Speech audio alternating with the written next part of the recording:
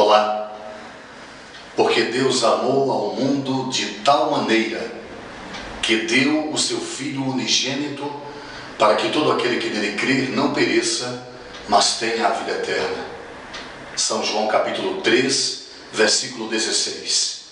Hoje, privilégio nosso outra vez receber o físico, biólogo, bacharel em teologia, professor Raimundo Nonato Martins Júnior, e eu propus que nós falássemos sobre o amor de Deus pelo homem, o amor de Deus pelo pecador.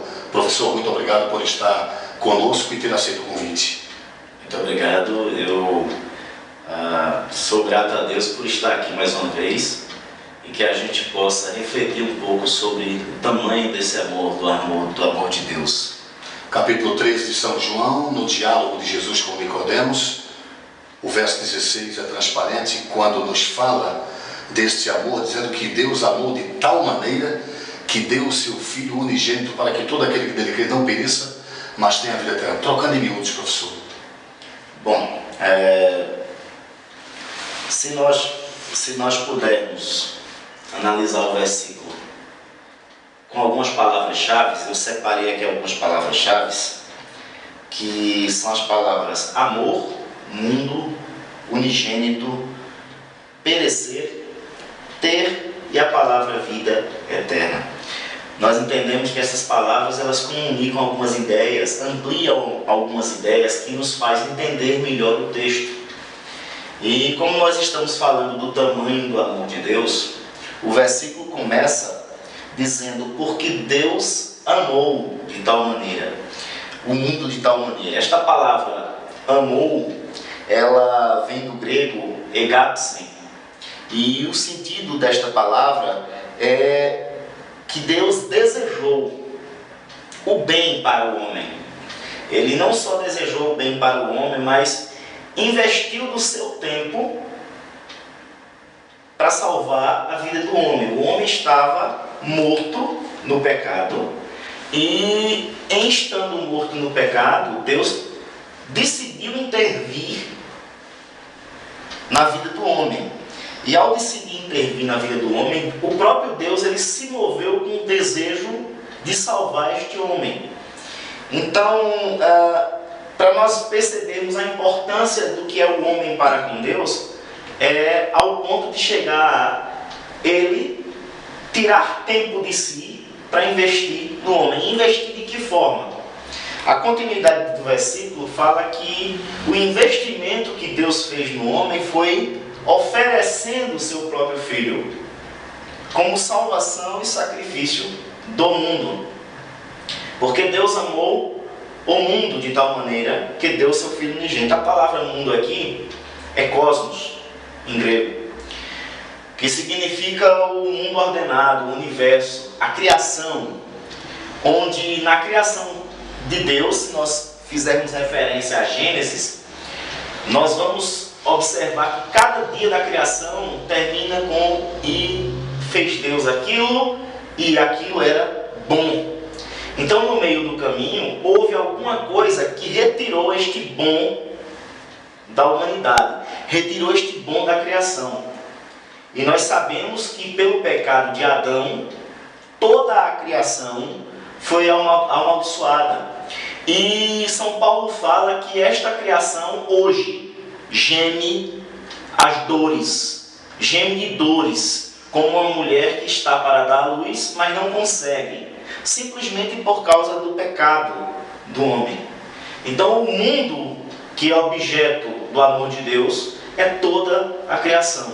E para esse mundo, Deus ele ofereceu o Filho unigênito. Por que eu digo ofereceu? Deus amou o mundo de tal maneira que deu. Esta palavra deu, ela vem do grego edoken, significa ofereceu, disponibilizou, entregou. Uma entrega incondicional, sem limites, sem questionar. Deus ele entrega aquilo que era mais precioso para ele, que era o próprio Filho, em favor da humanidade, em favor daqueles a quem seriam alvos desse amor incondicional, desse amor que faz com que o próprio Deus, que é eterno, pegue um pouco dessa sua eternidade para vir e investir no homem. A gente tem na continuidade do texto a palavra unigênito. Deus amou o mundo de tal maneira que deu seu Filho unigênito. A palavra unigênito vem do grego, quer dizer monogenes. Significa que o Filho de Deus é o único da sua espécie. Nenhum outro é filho de Deus. Isso é importante enfatizar. Nenhum outro é filho de Deus. Aí você talvez me pergunte, e a criação? E aqueles que se dizem filhos de Deus? Eles só podem ser filhos de Deus no Cristo, naquele que se deu em sacrifício. Através do Cristo, nós somos adotados por Deus como filhos, recebidos por Deus como filhos, e nos tornamos co-herdeiros de Cristo, herdeiros do mesmo Pai. Então a palavra Deus deu seu Filho unigênito tem essa conotação de que Cristo é o nosso alvo, que Cristo é o nosso modelo único da sua espécie. Então a gente continua no texto, e o texto continua dizendo o seguinte: Deus deu seu Filho para que todo aquele que nele crer. E aqui a palavra aqui é pistelon, que traz a conotação de acreditar, ter fé, confiar. Mas como essas três palavras, acreditar, ter fé e confiar, elas estão muito perdidas de sentido esvaziadas de sentido na nossa sociedade, seria bom entendermos o que é crer verdadeiramente, o que é ter fé verdadeiramente. A palavra crer, ela implica em dar crédito a alguma coisa. E o que é dar crédito a alguma coisa? É você atribuir valor a alguma coisa. Então, qual é o chamado que nós temos aí? Deus está nos chamando a atribuirmos valor ao sacrifício que Cristo fez na cruz. Não foi qualquer sacrifício. Vale a pena enfatizar isso. Não foi qualquer sacrifício. O crer é acompanhado também, por exemplo, do seguir, do obedecer. Com toda certeza. O crer é acompanhado do seguir, que aí é o outro lado da história, o ter fé. A palavra fé, ela está associada à fidelidade. E a única maneira de você ser fiel a alguma coisa é na prática. Não existe fidelidade a não ser na prática. Por isso, ser fiel até a morte dar-te-ei a coroa da vida? Por isso, ser fiel até a morte dar-te-ei a coroa da vida. É consequência disso. É necessário que aquele que sirva a Deus dê bom fruto. Porque esse fruto é sinal do serviço de Deus, da ação de Deus em sua vida. Isso é o que testemunha as Escrituras. Então, não tem como a pessoa ser cristão e continuar aprisionado, preso, dependente do pecado, por exemplo. Por quê? O sacrifício de Cristo deu autoridade ao cristão para vencer o pecado. Lembrando que esse vencer o pecado é vencer o pecado em Cristo. Cristo é o que nos faz e o que nos dá poder de vencer o pecado. Não significa dizer que uma vez aceitando Cristo como seu Salvador, aceitando o sacrifício, o homem não peque mais. Não, a impecabilidade humana é heresia. O homem peca porque está na natureza dele pecar, né? São Paulo fala de que ele via no corpo dele uma outra lei que era contrária à lei de Deus. Porque o homem, quando pecou em Adão, esta natureza corrompida foi transferida para todos os herdeiros de Adão, inclusive para São Paulo, que eu citei agora. E o que acontece? O ser humano, no pecado, ele não consegue se libertar do próprio pecado, porque ele é escravo do pecado, ele é nascido escravo do pecado. Por isso é que nós morremos, pois o salário do pecado é a morte. Se o pecado não existisse mais, nós não morreríamos. Isso é muito importante enfatizar. Se o pecado não existisse mais, nós não morreríamos. Teríamos a vida eterna nesse corpo. E essa é a proposta de Deus para o homem. E o que é que acontece? Sim, essa é a proposta de Deus para o homem. Que o homem vença o pecado, né, para que aquela velha vida deixe de existir e, consequentemente, ele assuma a nova vida agora, mas em Cristo. A gente tem de enfatizar muito bem isso, que todas as nossas virtudes, todos os nossos bens, todas as nossas boas ações só acontecem porque estamos em Cristo. A bondade que existe no ser humano, mesmo aquela residual nele, não é fruto da obra dele, é fruto de Deus nele, da ação de Deus nele. Então significa dizer que a bondade no ser humano é 0%? A bondade no ser humano é 0%. São Paulo fala, por exemplo, que não há um justo sequer, não há quem busque a Deus. Todos se extraviaram, todos se desviaram. Né? Se todos se desviaram, eles estão fora do caminho. Todos estão fora do caminho.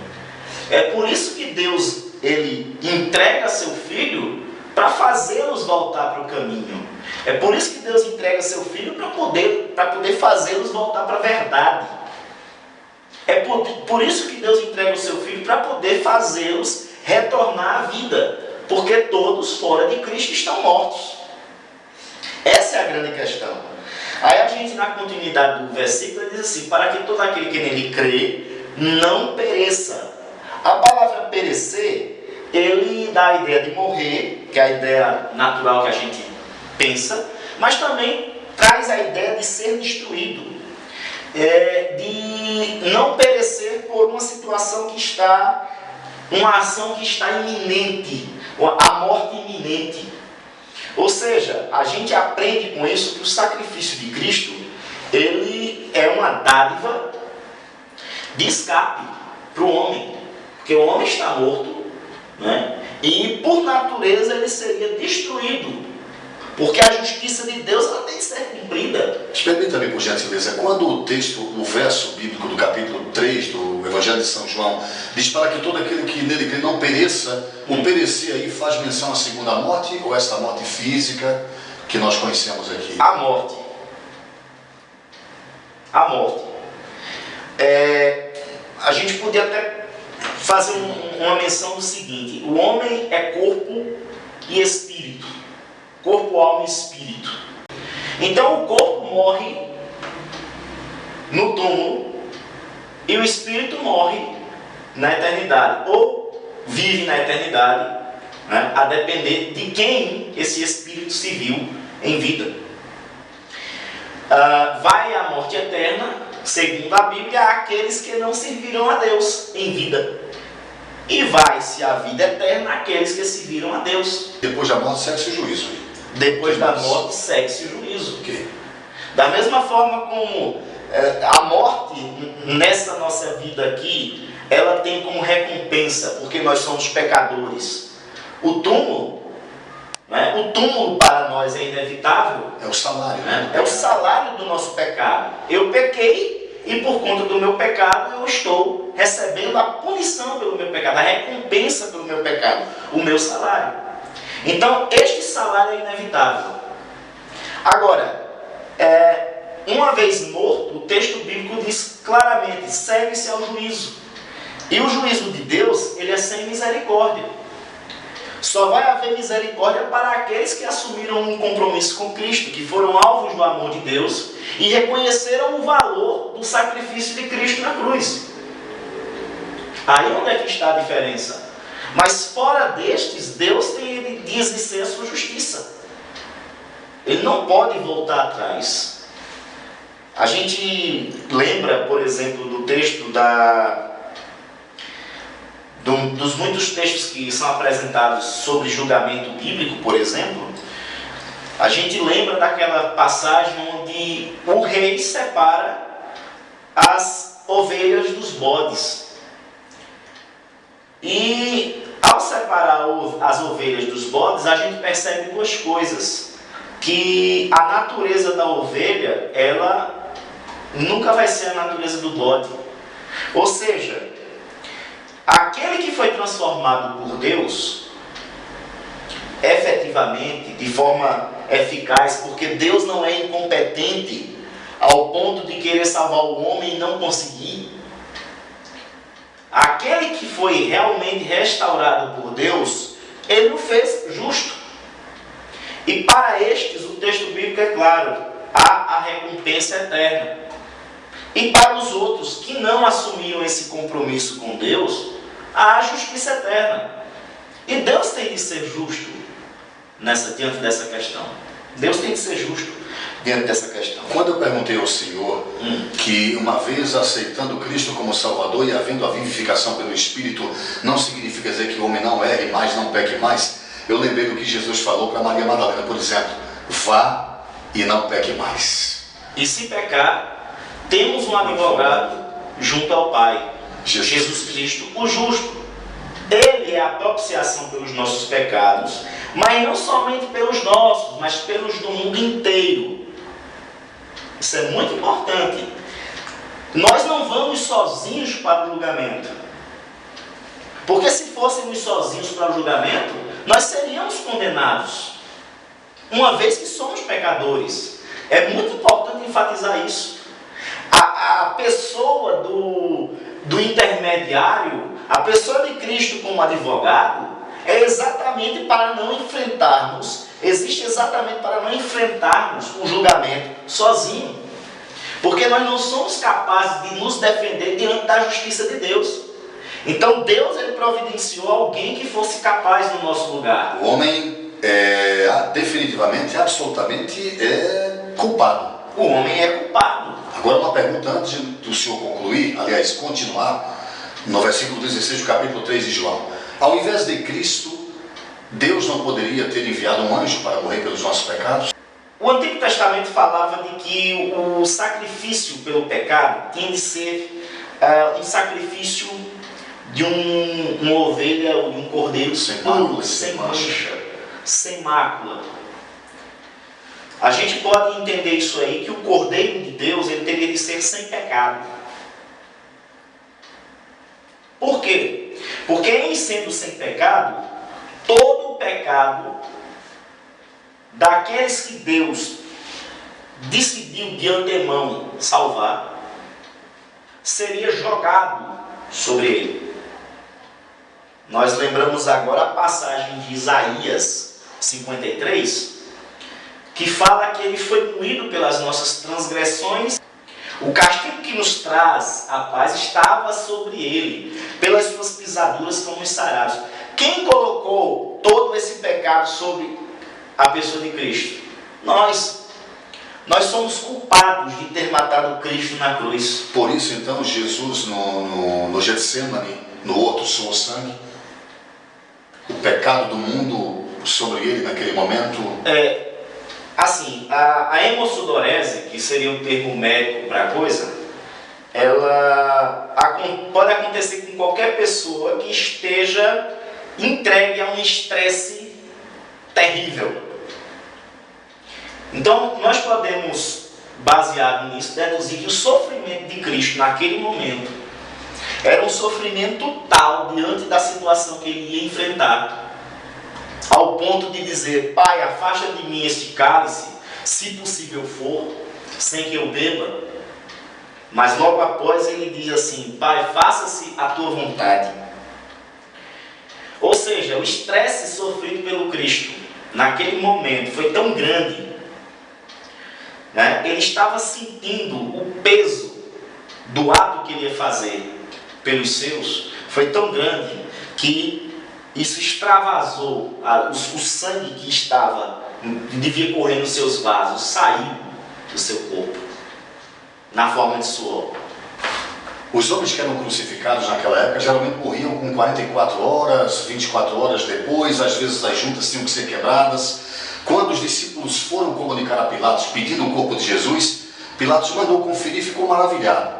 Jesus morreu com aproximadamente, me corrija por gentileza se eu errar, 6 horas pendurado na cruz. Foi crucificado a hora terceira, a hora nona e expirou. Não é? Há quem diga que Jesus ruptura, estava desidratado, porque apanhou muito. O que causou a morte de Cristo tão rápido? Bom, a Bíblia fala que o que causou a morte de Cristo foi a entrega do Cristo como sacrifício a Deus. Os romanos eram especialistas em crucificações. Segundo alguns historiadores, dizia-se que era comum nos hortos, nas montanhas, você ter até florestas, algumas florestas, né, que eram simplesmente destruídas para que tivessem as toras, onde os soldados romanos só simplesmente chegassem com seus condenados e os pendurassem lá, muitas vezes por dias, porque o objetivo da crucificação era dar uma morte lenta ao crucificado. E para os outros, para o público que estava testemunhando aquele ato, servir de exemplo. Como assim um exemplo? Servir de vergonha. Se, por exemplo, eu fosse crucificado, provavelmente eu estaria nu, sem nada, sem lencinho nem nada, exposto ao vento, sem possibilidade de comer, sem possibilidade de beber. Jesus foi exposto a essa vergonha?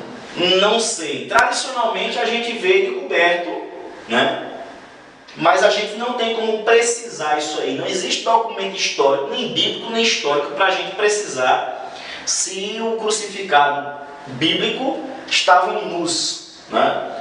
Mas de qualquer jeito eles estavam expostos. E o que é que acontece? Era uma morte muito lenta. Basicamente a pessoa era pregado no pulso, que para a época bíblica aqui é palma da mão, esse pedaço aqui é mão e o restante é o braço. Então nesse ponto, entre os ossos, existe uma abertura, quase aí, existe uma abertura onde os romanos conseguiam colocar o prego e fixar a pessoa na cruz. Às vezes o prego era só para ele ficar estirado e eles passavam uma corda pelo braço. Qual era o objetivo disso? O objetivo disso é que a pessoa sofresse a mais profunda dor, porque passa próximo ao nervo, e durante o maior tempo possível. Né? Durante o maior tempo possível. No caso do texto bíblico, a gente vê que por ocasião da Páscoa judaica, aqueles crucificados não poderiam ficar ali, porque a Páscoa é uma festa sagrada. E Pilatos ordenou que os soldados romanos quebrassem as pernas dos crucificados. E quando chegaram a Jesus, ele já estado morto, já tinha consumado, já tinha feito o que veio fazer. Né? A gente tem que entender um ponto muito fundamental aqui, que a morte não venceu Cristo na cruz. Cristo venceu a morte na cruz. É por isso que Deus não permitiu que ele morresse pelos braços da morte. Mas ele morreu na cruz, ele permaneceu vivo na cruz até o momento que quis. Até o momento que ele disse: Pai, em tuas mãos entrego o meu espírito, porque todas as coisas estão consumadas. O que eu tinha de fazer aqui, eu já fiz. Pode se aplicar então: este te ferirá na cabeça e tu lhe ferirás o calcanhar.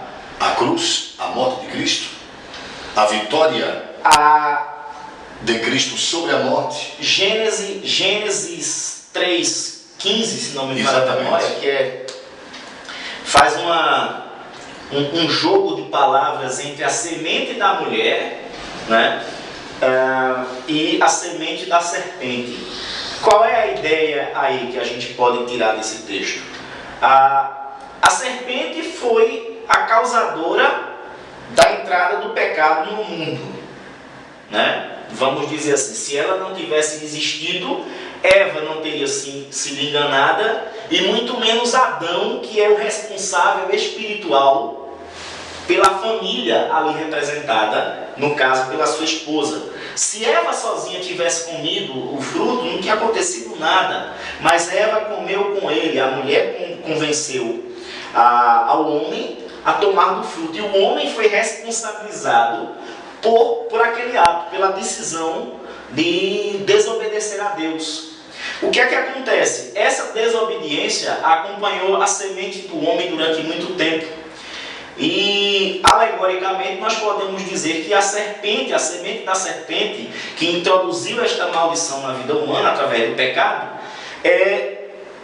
reinou, vamos dizer assim, até a morte de Cristo. A partir do momento que Cristo morre na cruz, a semente da mulher pisa na cabeça da serpente, no sentido de que a semente da mulher assume a vitória sobre a morte, assume a vitória sobre o pecado, e agora é senhor da morte e é senhor do pecado. E quem é senhor manda.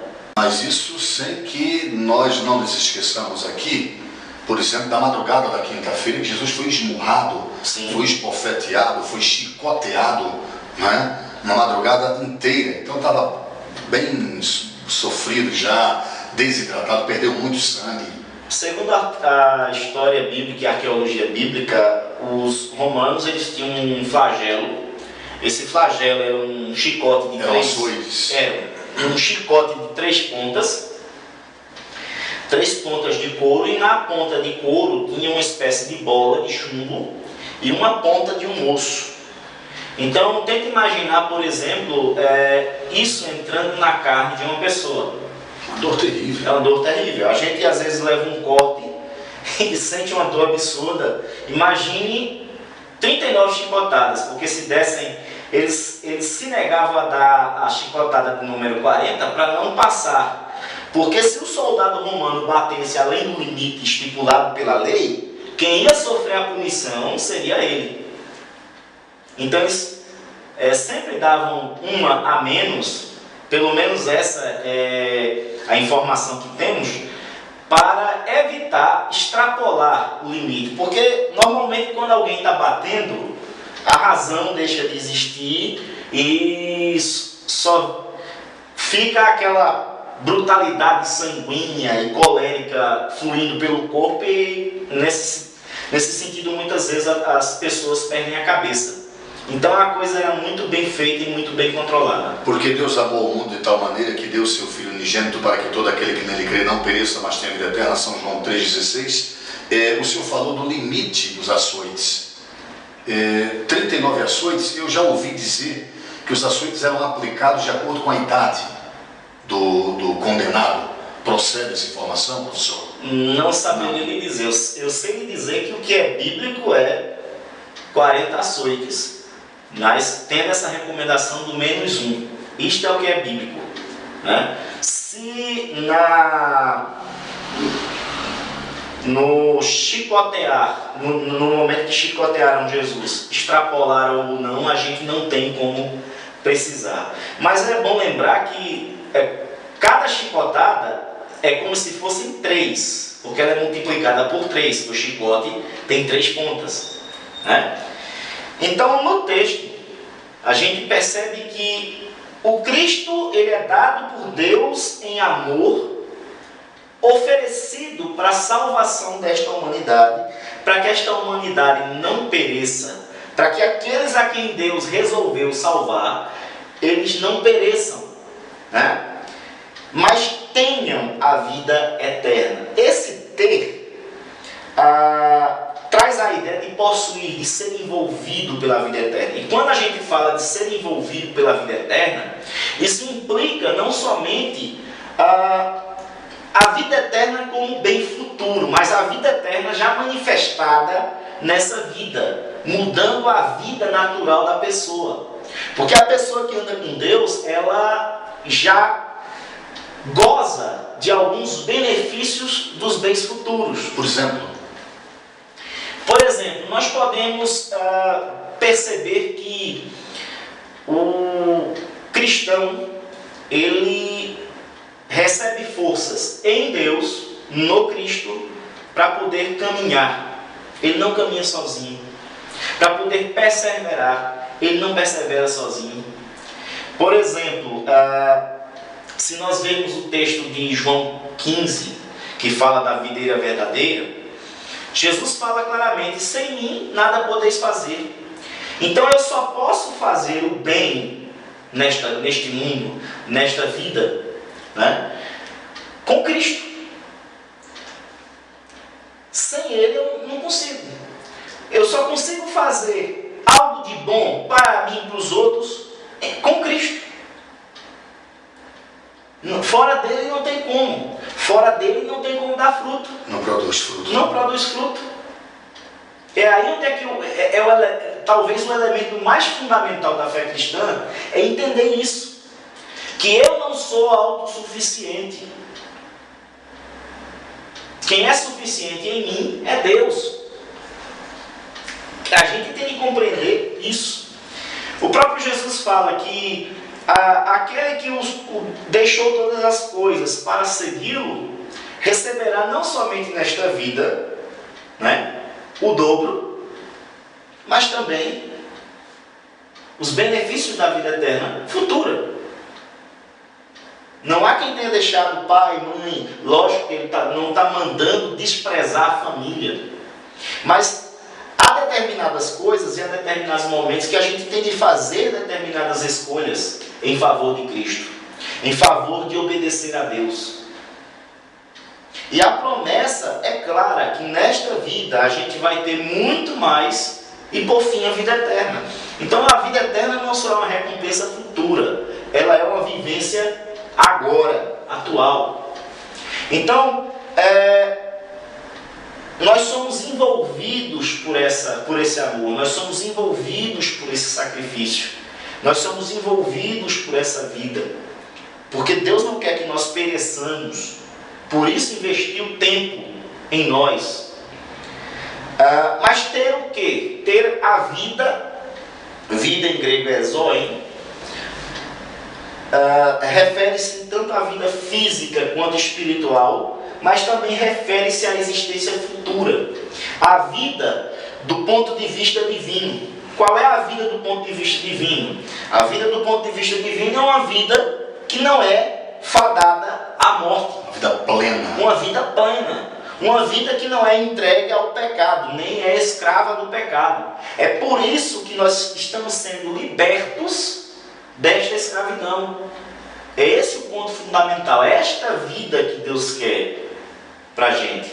É por isso que muitos, quando entram em contato com o Evangelho, até mesmo um contato de forma errada, em alguns casos, mesmo assim eles são transformados. Esse Evangelho, esta palavra que não volta vazia, porque a palavra que não volta vazia é o próprio Deus nela, é o próprio Deus atuando na vida humana. Esta palavra que não volta vazia, ela faz efeito. Porque o Evangelho não é criado para mim, para eu ser dono. O Evangelho é algo que Deus deu aos homens e Ele modela os homens segundo a vontade de Deus. O próprio João fala que Jesus dizendo: vós já estáis limpos pela palavra que eu vos dei.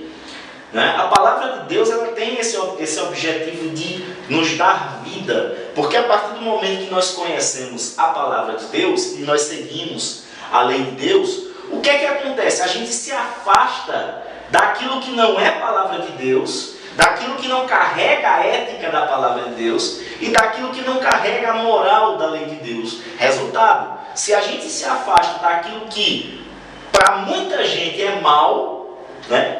A tendência é esse mal não vir me atingir. Por quê? Porque eu estou vivendo as bênçãos, as benesses da palavra de Deus. Por exemplo, quando Jesus entrou na vida de Zaqueu, livre e espontaneamente se viu uma mudança na vida daquele. Com certeza. Os cobradores de impostos naquela época, eles eram tidos como ladrões. A partir do momento que Zaqueu ele percebe Cristo entrando na sua vida, ele percebe que aquilo, como judeu ele era conhecedor da lei, lógico, ele percebe que aquilo que ele tinha feito, né, era errado. A consciência dele pesou, porque ele sabia que a lei de Deus o condenava, porque a lei de Deus condena o roubo, a lei de Deus condena o furto, porque se eu roubo ou furto, eu também estou matando a vida daquela pessoa, se eu estou tirando saúde da pessoa de quem eu roubo, eu estou matando a vida daquela pessoa. Então eu sou culpado de uma multidão de mandamentos. E o que é que acontece com Zaqueu? Zaqueu resolve devolver aquilo que ele tinha defraudado. Se alguém me acusar de que eu defraudei, eu devolvo.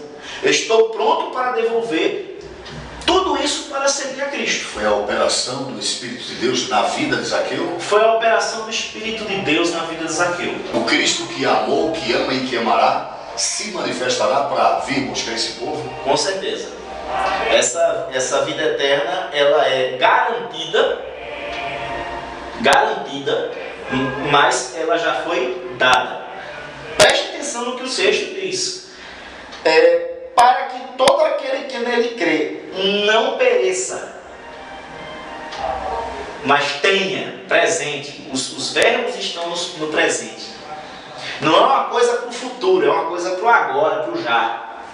Nós passamos a gozar dos benefícios da vida eterna no já. Por isso a responsabilidade de, como cristãos, de vivermos aqui na terra na atmosfera do céu. Sim. Por isso a responsabilidade de, como cristãos, vivermos aqui na terra como se estivéssemos já vivendo na glória. E a última palavra, que é a vida eterna, a palavra eterna vem de aionon, que significa sem fim.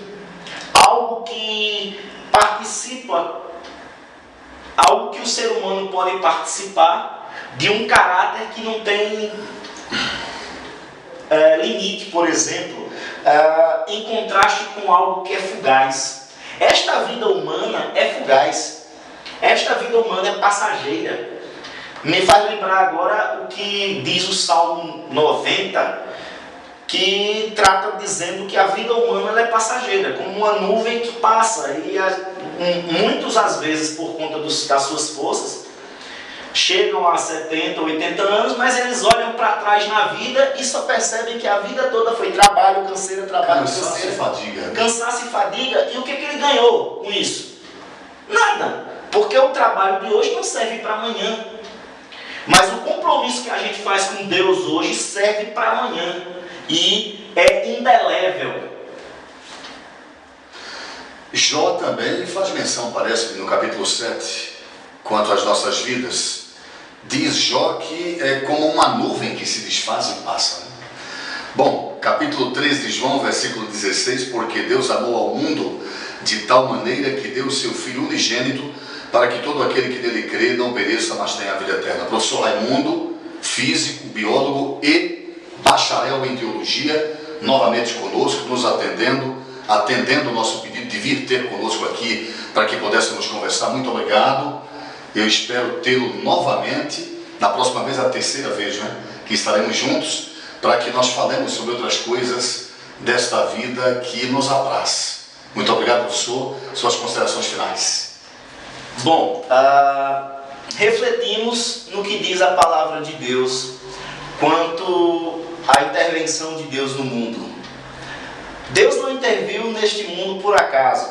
Ele quis fazer isso por vontade própria. Ele quis fazer isso porque amou a mim, pobre pecador, amou a você, pobre pecador, e por causa disso ele resolveu entregar o bem mais precioso que ele tinha, o próprio Filho. A pergunta que eu faço é: qual é o seu bem mais precioso? Talvez seja a sua vida. E desejo eu que esta seja a hora de você entregar completamente, de forma plena, sua vida a Deus. Porque nele nós temos todos esses benefícios que a palavra de Deus nos garante. E que Deus nos abençoe. Amém. Muito obrigado por sua atenção e até a próxima.